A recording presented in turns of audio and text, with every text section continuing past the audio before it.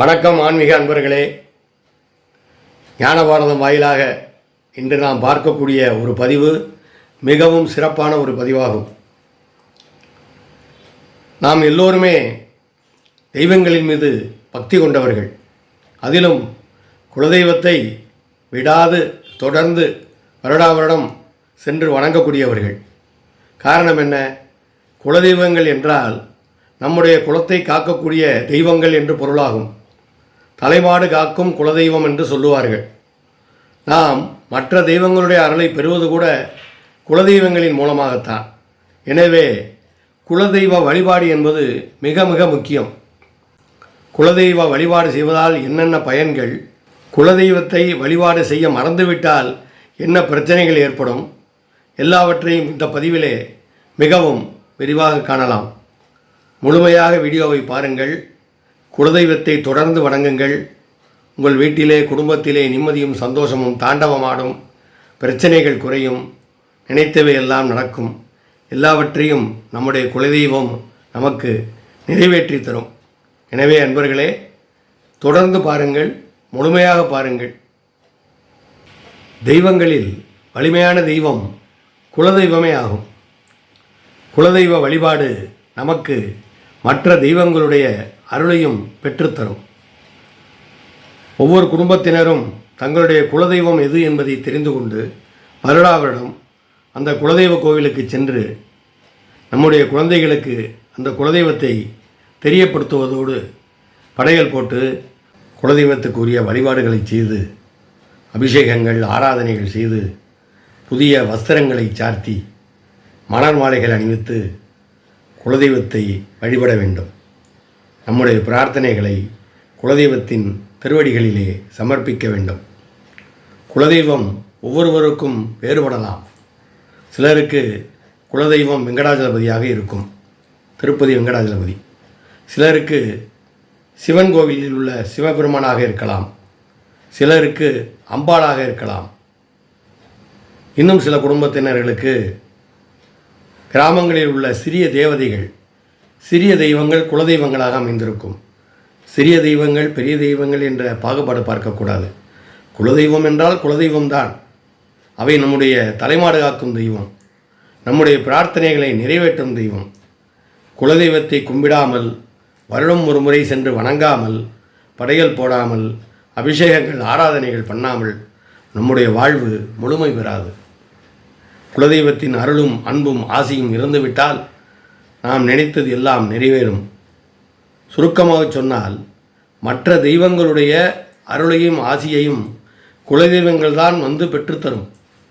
எனவே குலதெய்வ வழிபாடு என்பது மிக மிக முக்கியம்.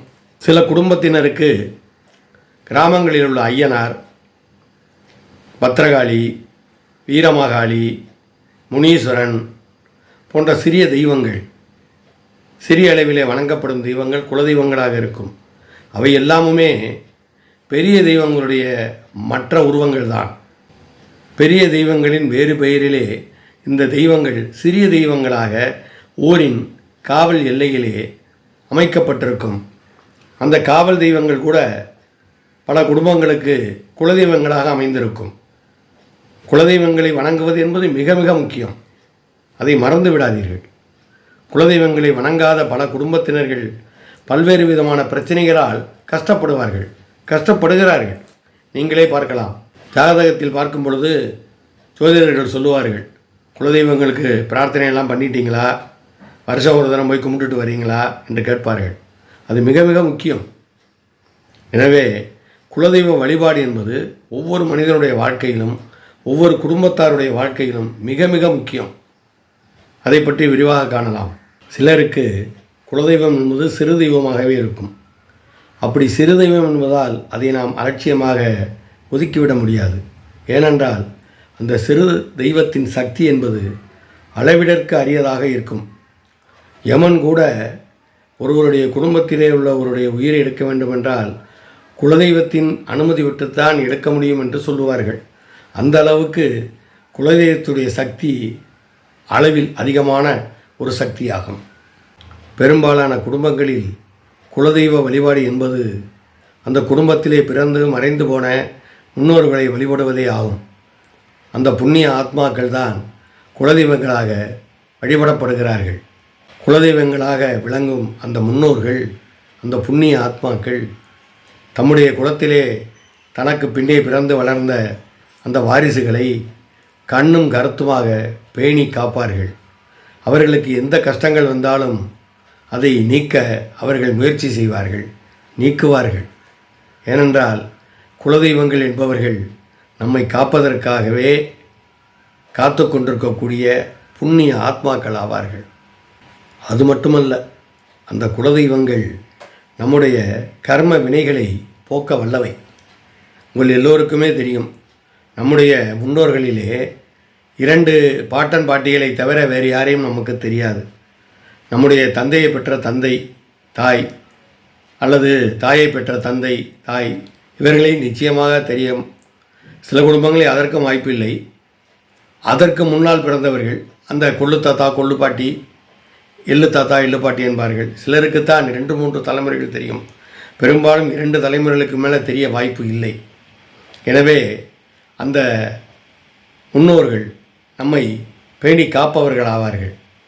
பொதுவாகவே இந்த குலதெய்வ வழிபாடு என்பது நம்முடைய தந்தை வழியிலே வணங்கி வந்த தெய்வங்களை நாம் தொடர்ந்து வணங்குவதே ஆகும். ஒவ்வொரு குடும்பத்தாருமே தங்களுடைய தந்தை வழியிலே உள்ள குலதெய்வங்களைத்தான் நம்முடைய குலதெய்வங்களாக வணங்கி வருகிறோம். அதிலே ஒரு ஒழுங்கு, ஒரு வரிசை இருக்கும். அதை கவனித்து பார்த்தால் உங்களுக்கு தெரியும். நம்முடைய தந்தை தாய், அவர்களுக்கு முன்னால் நம் தந்தையின் தந்தை அந்த தாத்தா பாட்டி, அவர்களுக்கு முன் அந்த தாத்தா பாட்டி, இப்படி வரிசையாக அவர்கள் வணங்கி வந்து அவர்கள் மறைந்த பின்னர் நாம் அந்த தெய்வங்களை வணங்கி வருகிறோம். அப்படி என்றால் நாம் நம்முடைய முன்னோர்கள் நின்ற வரிசையிலே நிற்கிறோம். அந்த குலதெய்வத்தின் பார்வையிலே படுகிறோம். அந்த குலதெய்வத்துக்கு தெரியும் நாம் அந்த பரம்பரையிலே வந்தவர்கள், இந்த பரம்பரையிலே வந்தவர்கள், நம்மை வழி வழியாக வழிபட்டு வருபவர்கள் என்று அந்த குலதெய்வத்துக்கு தெரியும். எனவே அந்த குலதெய்வம் எப்பொழுதுமே நம்மை கண்ணும் கருத்துமாக கண்காணித்து வரும். நமக்கு வரக்கூடிய கஷ்டங்களை போக்கி வரும். ஒவ்வொருவருடைய வீட்டின் நிலைவாசல் படியிலும் குலதெய்வம் காத்து கொண்டிருக்கும், அங்கே இருந்து நம்மை காக்கும் என்று சொல்லுவார்கள். அது மட்டுமல்லாமல் பெண்களுக்கு மட்டும் 2 குலதெய்வம் அமைவது உண்டு. அதாவது பிறந்த வீட்டில் இருக்கும் வரை அந்த வீட்டு குலதெய்வத்தை வணங்கி வருவார்கள். கல்யாணம் பண்ணி வந்த பிறகு கணவருடைய குடும்பத்தாரின் குலதெய்வம் தான் அவர்களுக்கு குலதெய்வமாக மாறிவிடும்.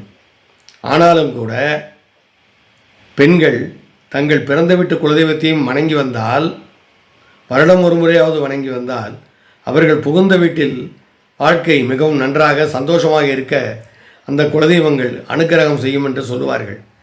ஆகவே அன்பர்களே, உங்களுடைய குலதெய்வம் என்பது பெரிய தெய்வமாக இருந்தாலும் சரி, சிறிய தெய்வமாக இருந்தாலும் சரி, வருடம் ஒரு முறையாவது அந்த தெய்வம் இருக்கக்கூடிய ஆலயத்துக்கு உங்கள் குடும்பத்தாரை அழைத்து சென்று வழிபாடுகள் செய்து, அபிஷேக ஆராதனைகள் செய்து, அர்ச்சனைகள் செய்து, புதிய வஸ்திரங்கள் சாத்தி, மாலைகள் சாற்றி குலதெய்வத்தை பிரார்த்தனை செய்ய வேண்டும், வழிபட வேண்டும், படையல் போட வேண்டும்.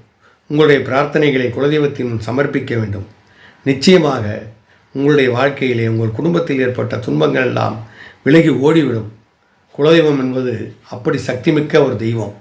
எனவே மறந்து விடாமல் தொடர்ந்து வருடம் ஒரு முறையாவது குலதெய்வ வழிபாடு செய்யுங்கள். உங்கள் வாழ்க்கை வளம் பெறும், நலம் பெறும். உங்கள் துன்பங்கள் எல்லாம் நீங்கி வாழ்விலே நல்லவையெல்லாம் நடக்கும்.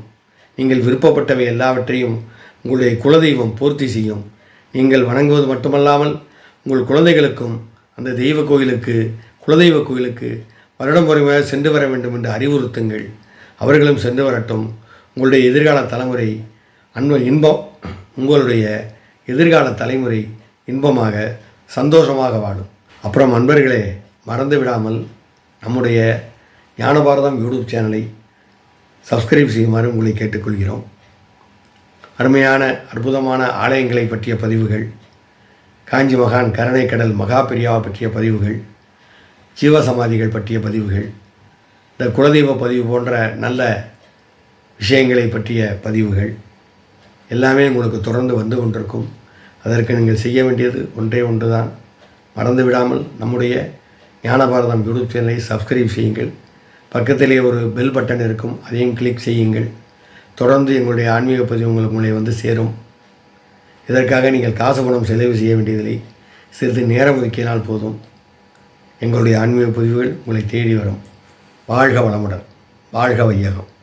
ஜெய ஜெய சங்கர, ஹரஹர சங்கர.